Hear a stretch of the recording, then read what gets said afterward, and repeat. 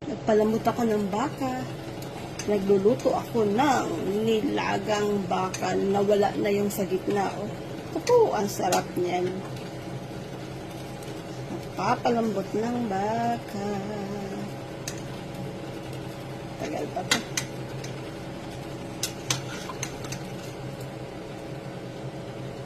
Ilagay ko na yung aking mais.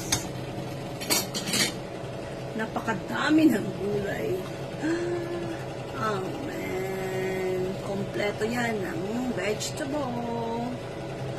Vegetable pa lang ulam na.